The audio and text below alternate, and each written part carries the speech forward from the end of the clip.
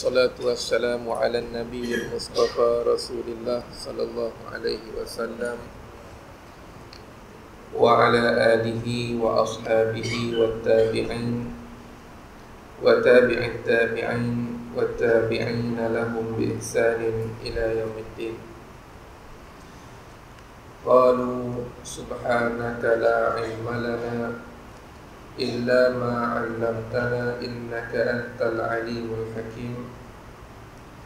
قال رب اشرح لي صدري ويسر لي أمري واحلل عقدة من لساني يفقه قولي ولا حول ولا قوة إلا بالله العلي العظيم. أما بعد. Sahibul Fadilah, Tuan Imam yang dimuliakan, yang dikasihi Tuan Pengerusi Barisan Ahli Jawatan Kuasa Surau, Tuan-tuan Haji, Puan-puan Hajjah, Muslimin, Muslimat yang dirahmati Allah Ta'ala sekalian. Alhamdulillah, sekali lagi setinggi-tinggi kesyukuran kita kepada Allah Subhanahu Wa Ta'ala yang masih lagi memberi peluang, ruang, kesempatan, kesihatan, kehidupan kepada kita pada pagi ini. Dan Alhamdulillah kita dapat mulakan kehidupan kita ini dengan mengingati dan mentaati Allah Subhanahu Wa Ta'ala dengan cara kita datang ke masjid di surau untuk kita dirikan solat fardu subuh secara berjamaah. Kemudiannya Alhamdulillah kita juga diberi kesempatan untuk berada dalam majlis ilmu. Mudah-mudahan segala amalan yang kita lakukan ini diterima oleh Allah Subhanahu Wa Ta'ala, dapat memberatkan neraca timbangan ataupun mizan pada hari akhirat, dapat menjadi sebab untuk kita memperolehi rahmat dan keampunan Allah, dan akhir sekali menjadi penghuni syurga Allah Subhanahu Wa Ta'ala. Allahumma amin. Tuan-tuan muslimin muslimat yang dirahmati Allah Ta'ala sekalian, insya-Allah dalam kesempatan yang ada pada pagi ini kita akan kembali menyambung perbincangan kitab At-Tazkirah Imam Al-Qurtubi rahimahullah. Kita menggunakan kitab terjemahan iaitu Rahsia Kematian, Alam Akhirat dan Kiamat. Pada pagi ini kita sambung muka surat 195, iaitu tajuk Hadis Al-Barra dengan periwayat Amru bin Thabit. Kalau tuan-tuan masih ingat, dalam kuliah sebelum ini kita telah bacakan juga Hadis Al-Barra bin Azib dengan riwayat yang lain, menceritakan bagaimana keadaan manusia ataupun apakah yang akan berlaku kepada manusia selepas kematiannya, khususnya di alam barzakh. Hadis Al-Barra bin Azib ni ada beberapa periwayat. Pagi ini kita tengok pula riwayat Amru bin Thabit. Dalam riwayat Amru bin Thabit, Nabi SAW bersabda, ini pada alam barzakh, di alam barzakh, setelah manusia itu dikuburkan, maka riwayat ini adalah berkaitan dengan orang yang derhaka kepada Allah. Orang yang derhaka, ahli maksiat, apa yang bakal mereka terima di alam barzakh ataupun alam kubur. Dalam satu riwayat Nabi kata akan datang kepadanya seorang lelaki buta dan bisu. Kita betulkan, bukannya seorang lelaki. Akan datang kepadanya satu makhluk buta dan bisu yang memegang sebuah palu besi. Datang satu makhluk kepada orang yang derhaka pada Allah Ta'ala ini. Bila perkara ini berlaku, bila selesai soal jawab dengan Munkar dan Nakir, dan orang ni tak dapat jawab atau dia jawab tetapi Allah tak terima jawapan dia, di penghujung itu maka Allah akan datangkan satu makhluk yang sifatnya buta dan bisu, memegang palu besi. pemukul daripada besi, yang seandainya dipukulkan pada gunung, maka gunung itu akan jadi rata. Maknanya kalau dipukul gunung yang besar itu, yang kita nampak gagah dan kuat, jadi lebur, hancur lebur. Nak cerita kuatnya pukulan makhluk ini. Maka dia akan memukul jenazah tersebut dengan sekali pukulan, dan jeritan jenazah ini, si mati ini, akan didengari oleh seluruh makhluk kecuali jin dan manusia. Jin tak dengar, manusia pun tak dengar. Nak tunjuk kata kita ni, walaupun ada akal yang hebat, kita boleh ratakan gunung yang tinggi, kita boleh buat besi terbang, tetapi kita punya banyak lagi kelemahan yang lain. Antaranya kita tidak dapat mendengar apa yang berlaku di alam barzakh, kita dan juga jin. Jin pun penuh dengan kelemahan, tetapi bila kita tak dapat lihat dia, kita beranggapan dia lebih hebat daripada kita. Kita tak dapat lihat dia, dia boleh lihat kita, maka ada orang bergantung dengan jin dalam kehidupan. Hakikatnya jin juga lemah, malah jauh lebih lemah daripada manusia. Jadi jeritan hamba Allah yang dipukul ini didengari oleh semua makhluk, dalam arti kata binatang pun dengar. Makna dia bukan alam yang kita kata jauh sehingga tiada siapa pun dapat mendengar. Haiwan dengar. Kemudian rohnya akan dikembalikan lagi ke jasadnya dan dipukul lagi. Begitulah bila masuk alam barzakh ini, roh yang dicabut sebelumnya akan dikembalikan kepada jasad. Jasad di alam barzakh, dia berbeza dengan jasad yang kita tengok terbaring dan hancur, berbeza. Ini urusan Allah Ta'ala. Kalau kita nak pakai akal lah, nak guna akal untuk mengukur semua perkara, nescaya banyak perkara di alam ghaib ni kita tak boleh terima, tak logik. Tetapi sebagai seorang mukmin, seorang muslim, wajib kita beriman dengan perkara ghaib, termasuklah apa yang berlaku di alam barzakh. Jadi setelah dipukul lebur dia, maka Allah akan hidupkan dia semula. Pukul tadi tak mati pun sebenarnya, tapi dirupakan dia balik jadi manusia seperti sedia kala, lalu dipukul lagi. Begitulah terus menerus, dan kesakitan itu akan dirasai oleh si mati tadi. Ini salah satu bentuk azab lah di alam kubur. Ada banyak lagi bentuk-bentuk azab yang lain, nanti kita akan tengok selepas ini. Begitu juga dalam riwayat yang lain, juga yang sama, Allah akan datangkan makhluk yang buta, tuli, pegang pemukul untuk memukul jenazah tadi, ya. Kemudian kita tengok pula tajuk roh mujahid yang syahid, mukmin biasa dan kafir. Ada satu riwayat, tuan-tuan, yang menceritakan apa yang akan berlaku kepada roh orang yang mati syahid, roh seorang mukmin dengan roh orang kafir selepas kematian. Iaitu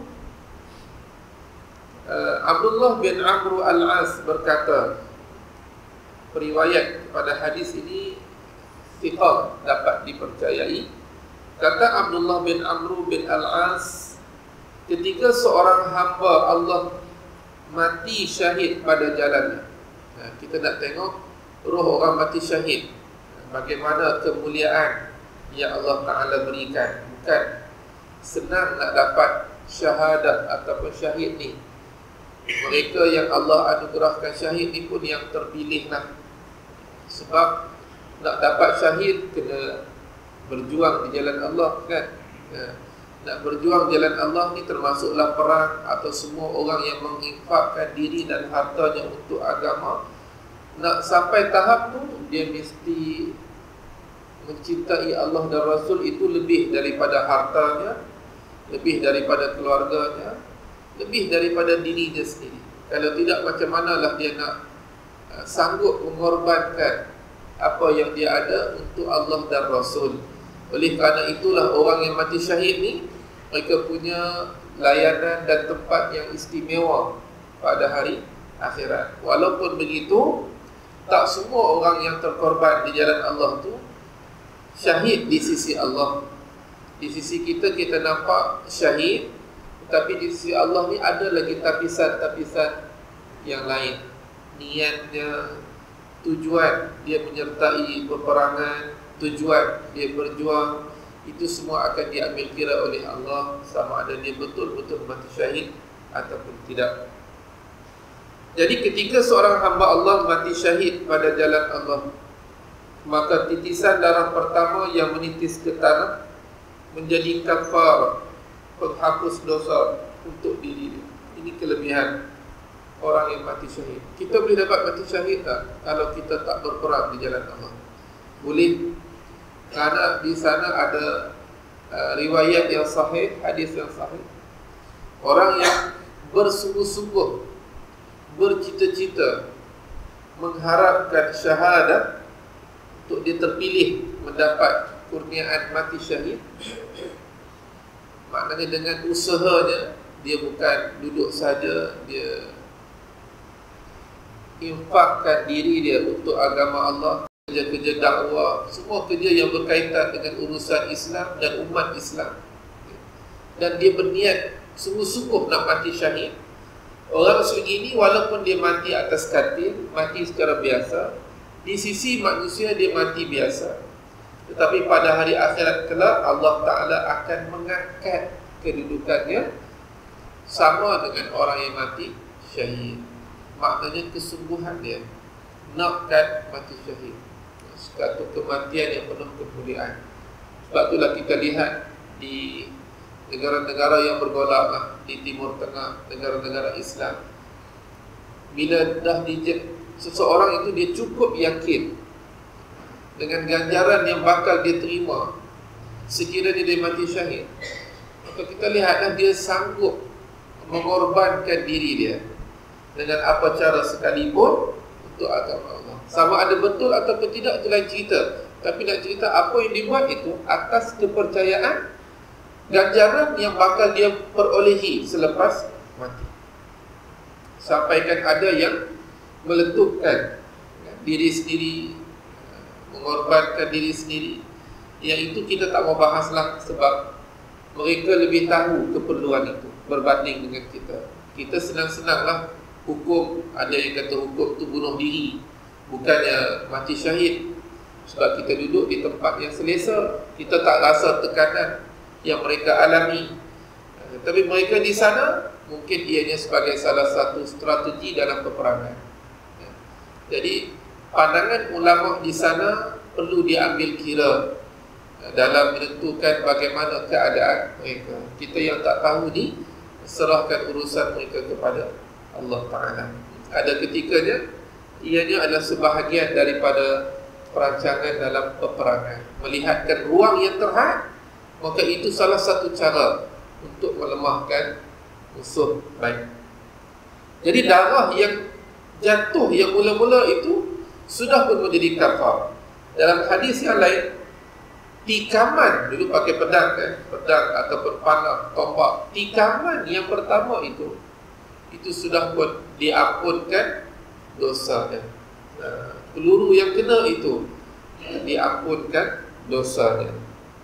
Kemudian Allah yang maha perkasa lagi maha mulia menghantar, di bawah ini sapu tangan, tapi sebenarnya macam satu hamparan, menghantar satu hamparan dari syurga untuk mengangkat rohnya. Satu kemuliaan lah.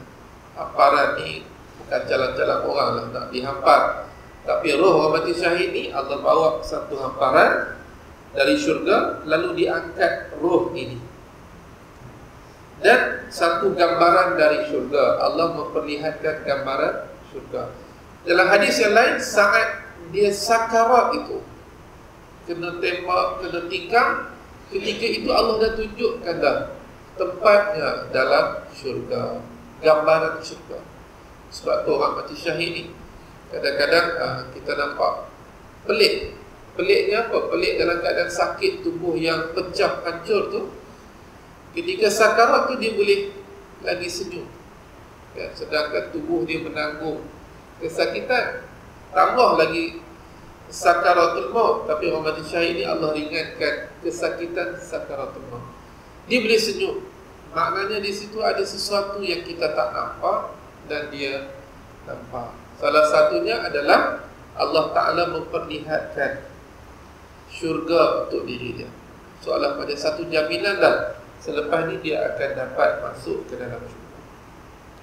Lalu dia naik ke dalamnya dan naik ke langit bersama malaikat. Roh ni akan duduk atas hamparan tersebut, naik bersama malaikat, seakan-akan dia bersama mereka.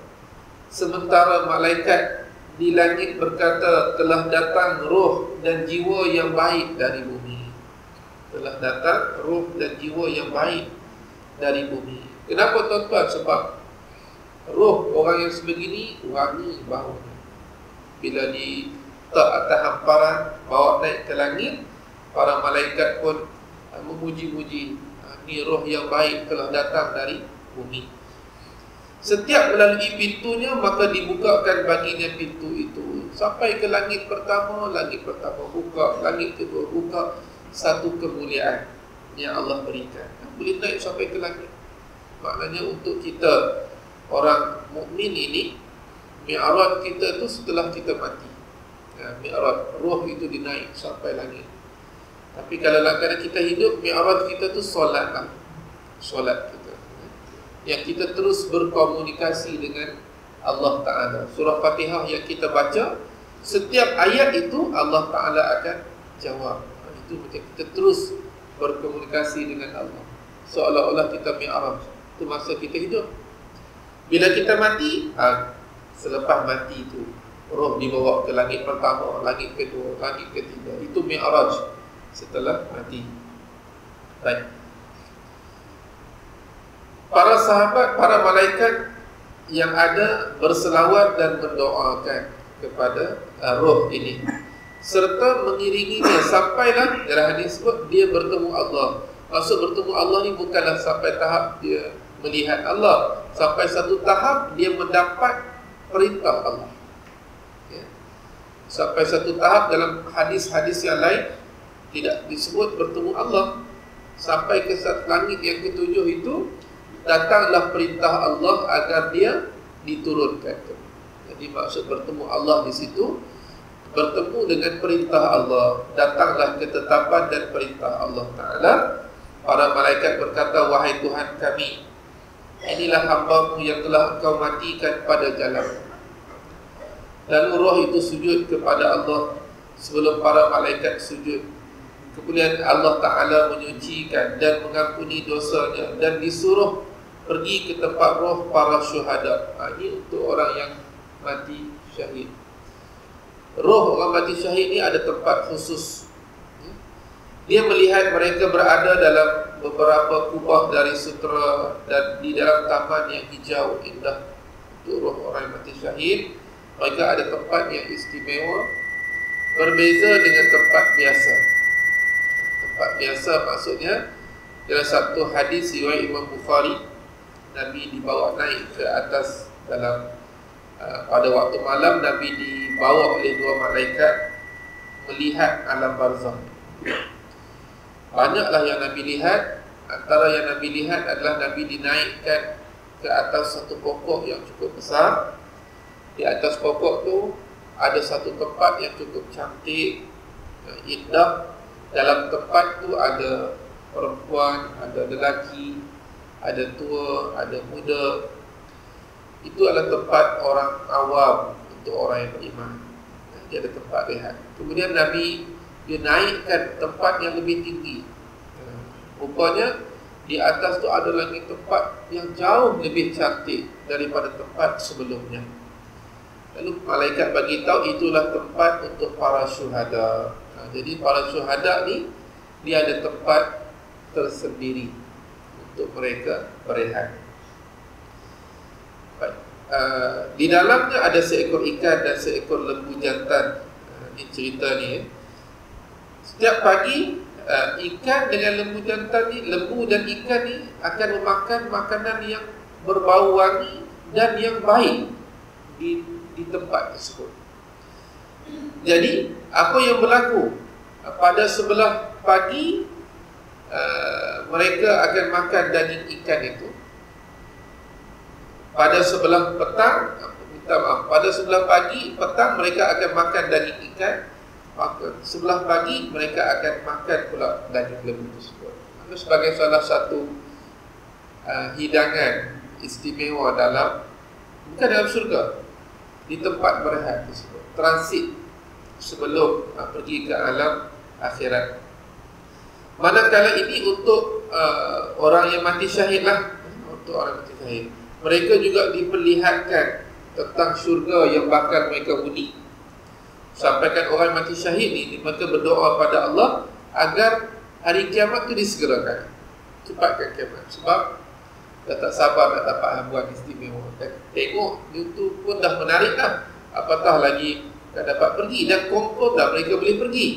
Jadi oleh kerana itu mereka minta, ya Allah, percepatkan hari kiamat supaya dapat. Macam kita lihat satu tempat pelancongan yang begitu menarik lah, kan? Dan diberitahu kita nanti berpeluang untuk pergi ke sana. Jadi macam mana perasaan? Rasa macam tak sabar nak pergi. Kalau boleh nak dicepatkan masa, nak buat rayuan yang lama tu jadi segera.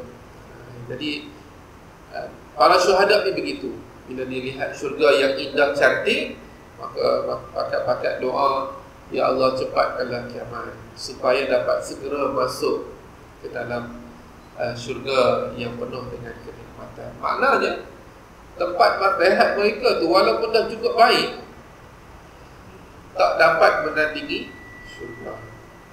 Tak dapat menandingi syurga. Sebab bila mereka lihat syurga, mereka masih lagi nak masuk ke dalam syurga. Itu untuk orang yang mati syahid. Bagaimana pula dengan orang yang beriman, yang mati dalam keadaan biasa, bukan sebagai mati syahid, mati syahid dunia akhirat. Apabila seorang hamba yang beriman meninggal dunia, maka Allah menghantar dua malaikat membawa sepotong kain dari syurga. Ayat ni kita sebut dalam hadis sebut kafan tu, kain kafan daripada syurga. Makna nak sambut jenazah ni. Kan kalau orang-orang yang istimewa datang dan sebagainya, datang je dikalungkan dengan kalungan-kalungan, dengan pakaian-pakaian yang penuh dengan kemuliaan, kebesaran. Maka roh orang beriman begitu. Malaikat datang membawa sepotong kain dari syurga. Lalu malaikat berkata, keluarlah wahai jiwa yang tenang, keluarlah menuju ketenteraman dan rezeki yang menyenangkan. Tiada kemurkaan dari Tuhanmu. Seronoklah kalau kita mendengar ayat itu. Dengar malaikat datang, kata, wahai jiwa yang tenang, wahai jiwa yang bersih, keluarlah dalam keadaan tenang. Allah tidak murka, kata. Jadi itu satu berita awal yang menggembirakan. Kalau kita dah sebut, ada 2 hari yang amat menggerunkan, kan? 2 hari yang amat menggerunkan dengan 2 malam yang amat menggerunkan. 2 hari yang amat menggerunkan ni bukan hadis. 2 hari yang amat menggerunkan tu, yang pertama adalah hari kita mendapat berita Allah murka ataupun Allah redha terhadap kita. Maknanya apa? Makna sakarat. Sakarat ni kita dah dapat. Allah redha dengan kamu, Allah murka terhadap kamu. Yang itu berita awal yang menjadi petunjuk bagaimana nasib kita selepas itu. Jadi dikata wahai jiwa yang tenang, keluarlah. Allah redha, Allah tidak murka terhadap kamu. Lalu keluarlah roh tadi dengan aroma yang amat harum. Lepas tu kita sebut roh beriman bila disuruh keluar, dan satu riwayat tidak dicabut oleh malaikat maut, tapi dia keluar sendiri. Sakit tu sakit lah, tapi keluar sendiri. Lebih sakit kalau direntak keluar oleh Israel. keluar bersama dengan haruman, bau yang amat wangi, seperti bau minyak kasturi yang sama sekali tidak pernah seseorang menghidu bau seperti itu. Teramat wangi. Ini hakikat sebenar diri seorang mukmin. Walaupun di dunia dia bukan seorang yang dipuji, dipuja, ataupun seorang yang dilihat pakaiannya berjenama dengan minyak-minyak wangi yang hebat. Di dunia dia orang yang biasa, tetapi hakikat dirinya terserlah bila mana roh keluar daripada jasad. Sebab siapa kita yang sebenar itu bergantung kepada roh, bergantung pada roh. Jasad ni dia hanyalah sementara ujian sahaja, dia bukan hakikat yang sebenar. Berarti jasad boleh berubah, jasad boleh berubah, tetapi roh itulah hakikat yang sebenar. Dalam arti kata, kalau orang itu betul-betul baik, mungkin jasadnya nampak biasa, tak ada kelebihan apa-apa, tapi akan terselah saat roh itu keluar daripada jasad. Maknanya dengan cara bau wangi yang bersangatan, wangi yang tak pernah dihidu oleh sesiapa. Itulah sebenarnya hakikat roh manusia, hakikat diri kita yang sebenar. Baik. Sedang para malaikat di langit berkata, telah tiba dari bumi roh dan jiwa yang baik. Setiap kali melalui sebuah pintu, terus dibukakan baginya, dan setiap kali melalui malaikat, maka malaikat itu akan berdoa dan bersalawat untuknya. Ini kelebihan orang beriman. Bahkan bila naik ke langit, para malaikat ni memuji-muji, wangi fulan bin fulan yang hidupnya taat pada Allah, menggunakan tubuh yang Allah bagi untuk taat pada Allah, puji-pujian. Sehinggalah dia naik, terus naik, pintu langit terus dibuka, sampailah ke hadapan Allah disebutkan. Ke hadapan Allah bukannya melihat zat Allah, ke hadapan Allah, sampailah satu tempat yang adanya perintah Allah di situ. Sampainya perintah Allah. Para malaikat sujud dan berkata, ini adalah hamba-Mu yang telah Engkau matikan. Dia sentiasa beribadah padamu, tidak pernah menyekutukan Engkau dengan sesuatu pun. Lalu Allah berfirman, biarkanlah dia sujud. Maka rohnya sujud kepada Allah. Kemudian Allah memanggil malaikat Mikail, berkata kepadanya, bawa roh ini, tempatkan dia bersama roh orang mukmin, sehingga aku meminta kepadanya pada hari kiamat kelak.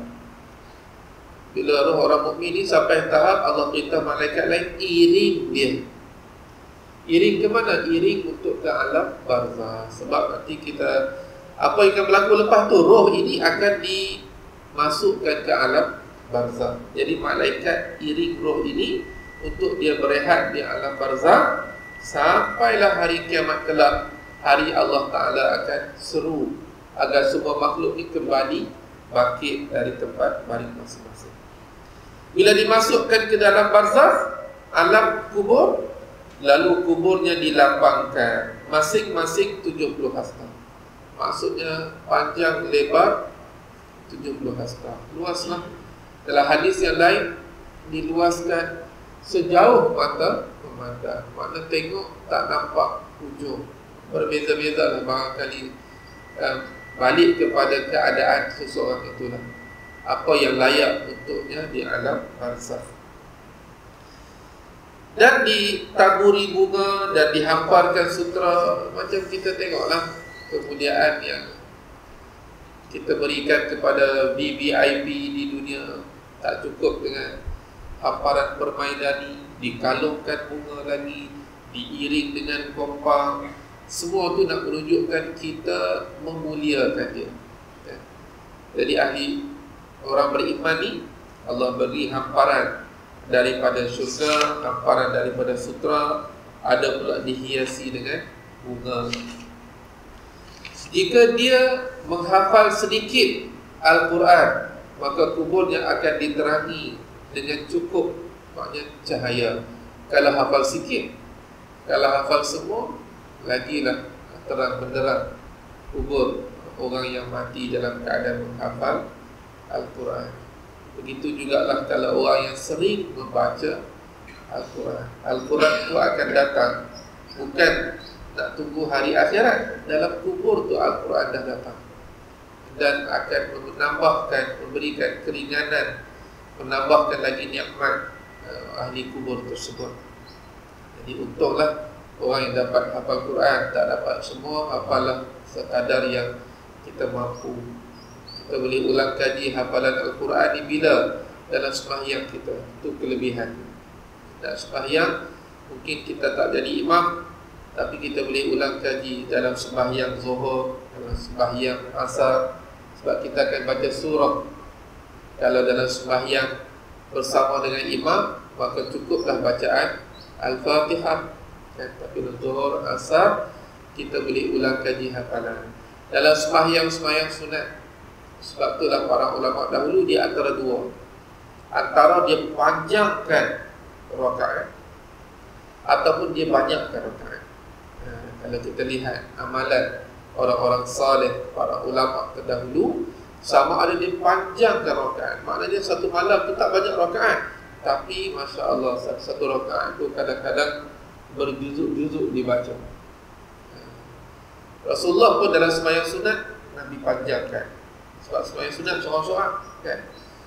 Tapi kalau sembahyang berjamaah, Nabi ambil kira kemampuan jemaah yang ada.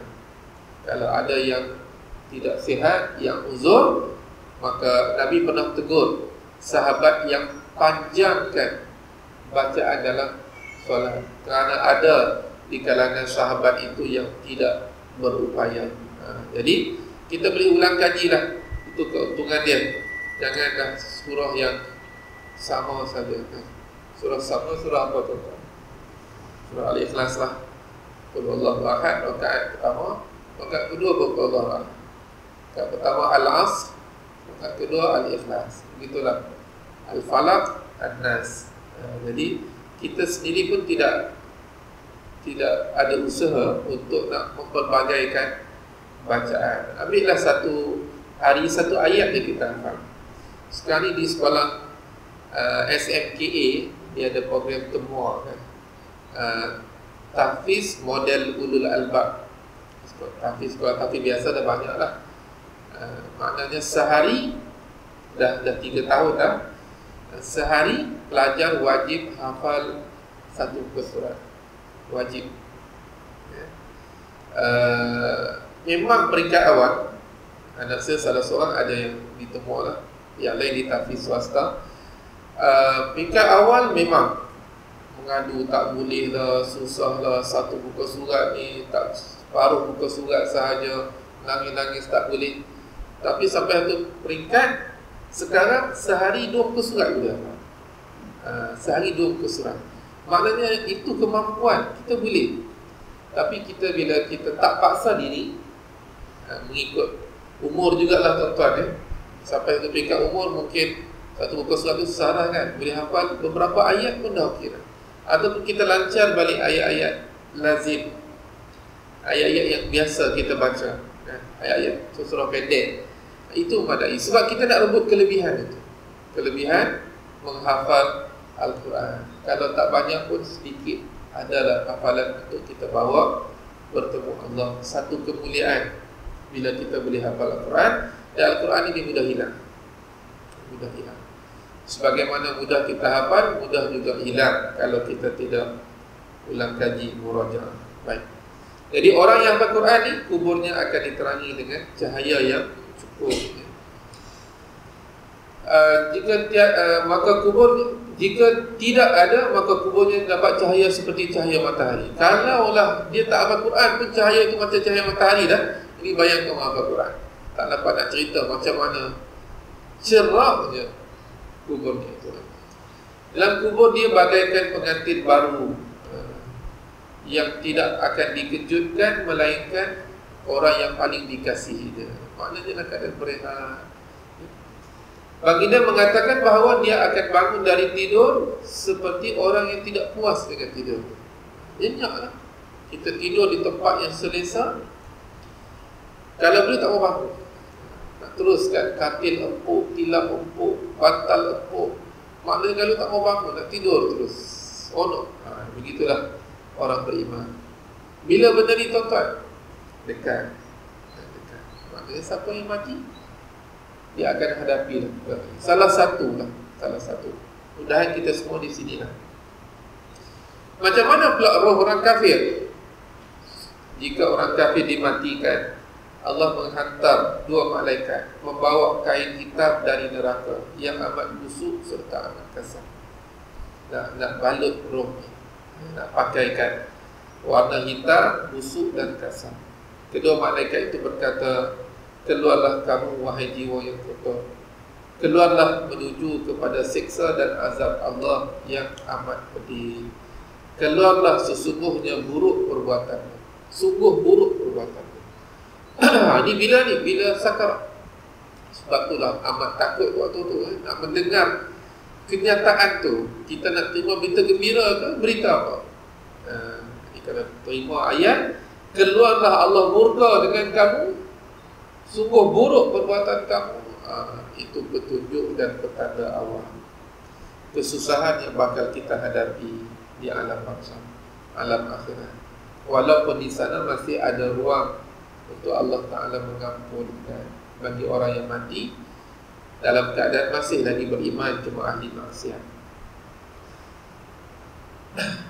Rohnya lalu keluar, mengeluarkan aroma yang amat busuk, tidak pernah dihidu oleh seseorang. Bau yang amat busuk. Seluruh malaikat yang ada di langit berkata, telah tiba dari bumi roh dan jiwa yang buruk serta kotor, bau busuk.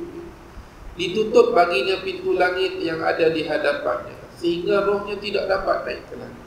Tak ada kemuliaan, tak ada sebarang kehormatan. Nak naik langit pertama pun dah tak dibenarkan dengan bau busuk. Lalu diturunkan roh ini ke bumi dan dimasukkan ke alam barzakh. Lalu kuburnya menjadi sempit. Kuburnya disempitkan. Kalau orang beriman, kubur orang beriman ni diluaskan 70 darab 70 ataupun sejauh mata mandang, tapi orang kafir ni disempitkan. Kemudian didatangkan pula ular segemuk leher unta, untuk menggigit dagingnya sehingga habis, dan yang tinggal hanya tulang. Sakitlah. Lepas tu benda tu bukan habis begitu dah, Allah Ta'ala akan jadikan dia semua. Lalu dihantarkan kepadanya satu makhluk yang buta, pekak, datang memukulnya dengan pukulan daripada besi, pemukul daripada besi.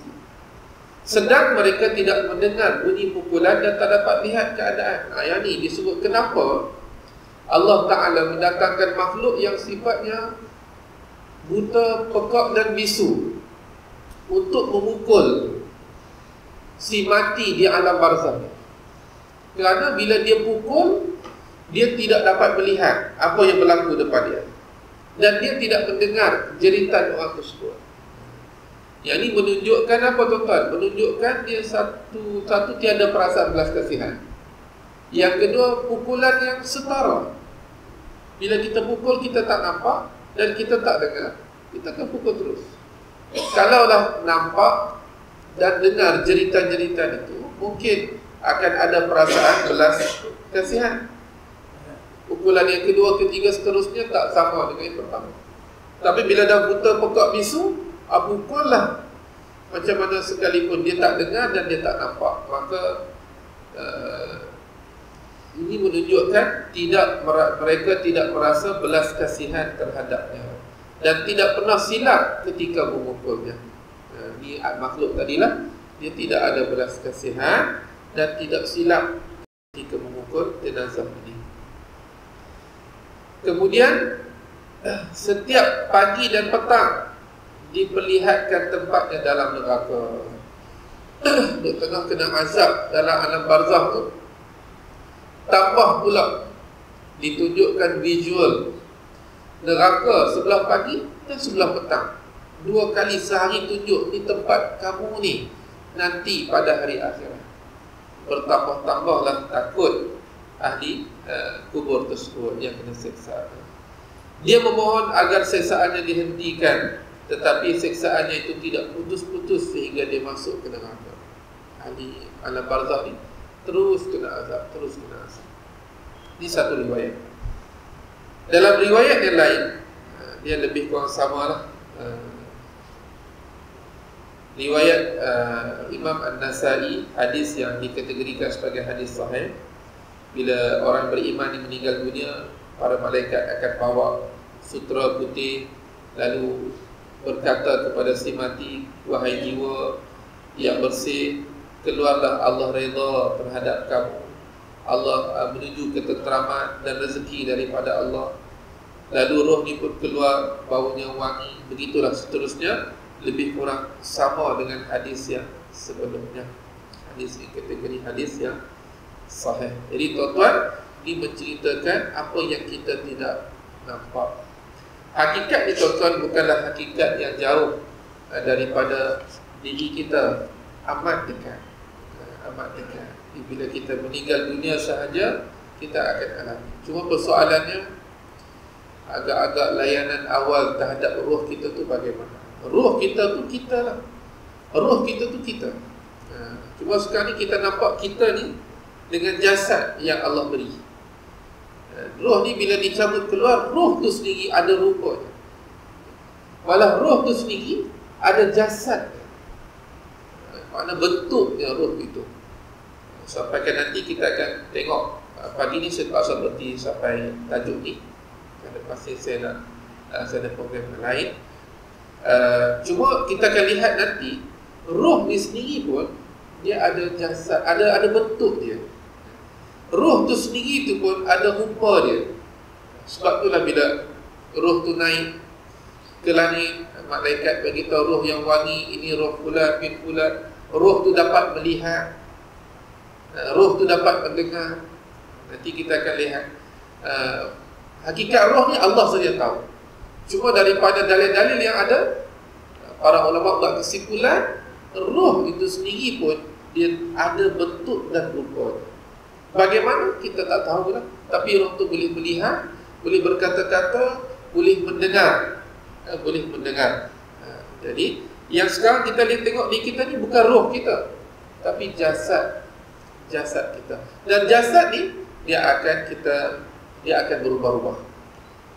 Istilahnya macam pakaian kepada roh lah. Kalau orang yang baik, nanti pada hari akhirat Allah bagi pakaian yang baik. Maknanya jasad yang baik dibangkitkan dengan jasadnya jadi baik. Bagi orang derhaka, pada hari akhirat Allah akan bangkitkan dengan jasad yang teruk. Maknanya itulah sesuai dengan amalan yang dibuat di dunia. Jasad tu adalah pakaian kepada roh tadi. Jadi di alam barzakh tuan-tuan, memang manusia dibangkitkan roh dan jasad. Habis yang kita tengok yang hancur lebur tu, itu jasad kita di dunia.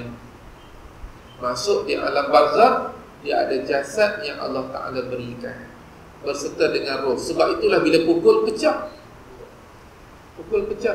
Kalau roh dia tidak begitu sifat. Pukul pecah, cantum semula, pukul pecah, dan manusia dia akan rasa sakit, terseksa dengan sebab pukulan tersebut. Mana roh dengan jasad. Akhirat kelak, pada mahsyar bangkit juga dengan jasad yang berbeza pula. Masuk neraka, wal'iyazubillah, dengan jasad berbeza pula. Dibesarkan sebesar-besar. Masuk syurga dengan jasad yang berbeza pula. Jasad yang diberikan seumpama jasad Nabi Adam AS. Dari sudut tingginya, dari sudut kecantikannya. Jadi jasad ni hanya pakaian kepada roh. Roh yang beriman dapatlah pakaian yang baik, penuh kemuliaan. Tapi roh yang derhaka, sesuailah pakaian yang Allah akan berikan kepada roh yang derhaka. Jadi tuan-tuan, untuk pagi ini kita akan berhenti sekadar ini. untuk yang akan datang nanti, kita akan lihat bagaimana Imam Al-Qurtubi menolak hujah-hujah ataupun golongan-golongan mulhid. Mulhid ni orang yang tak percaya kepada Tuhan. Mereka tidak percaya kepada adanya azab kubur. Mereka tak percaya adanya azab kubur. Mereka kata mati-matilah, ataupun roh tadi akan berpindah pula ke jasad yang lain, sama ada jasad manusia atau jasad haiwan, mengikut. Jadi Imam Al-Qurtubi akan mendatangkan hujah-hujah menolak pandangan golongan mulhid ini. Ada 6 hujah yang dibawa. Yang ini insya-Allah sekiranya dipanjangkan usia, kita akan bincangkan dalam kuliah yang akan datang. Saya bukalah kalau ada sebarang pertanyaan dan persoalan.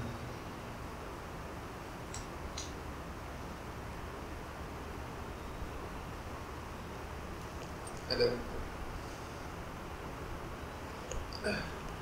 Kalau tidak ada apa-apa, mudah-mudahan apa yang kita bincangkan pada pagi ini ada manfaatnya untuk diri saya yang pertamanya, dan juga tuan-tuan semua. Yang baik itu pastinya daripada Allah Subhanahu wa ta'ala. Segala kekurangan itu daripada diri saya yang kurang ilmu dan banyak dosa ini. Mudah-mudahan Allah Ta'ala ampunkan dosa kita semua. Aqulu qawli hadha wa astaghfirullah ta'ala li wa lakum, wa billahil hidayah wa taufiq. Wassalamualaikum warahmatullahi wabarakatuh. Bismillahirrahmanirrahim. Alhamdulillah wassalatu wassalamu ala Rasulillah wa ala alihi wa sahbihi wa man nasarahu wa wala. Allahumma anfa'na bima 'allamtana wa 'allimna ma yanfa'una. Allahumma zidna ilma warzuqna fahma. Allahumma ij'alna minal ladzina yastami'una al-qawla fayattabi'una ahsana. Wa sallallahu ala sayyidina Muhammad wa ala alihi wa sahbihi wa baraka wa sallam. Walhamdulillahi rabbil alamin. Subhanakallahumma wa bihamdika asyhadu. Bismillahirrahmanirrahim. Wal 'asr innal insana lafi khusr illa alladhina amanu wa 'amilus shalihat wa tawasaw bil haqq wa tawasaw bis sabr. Wallahu ta'ala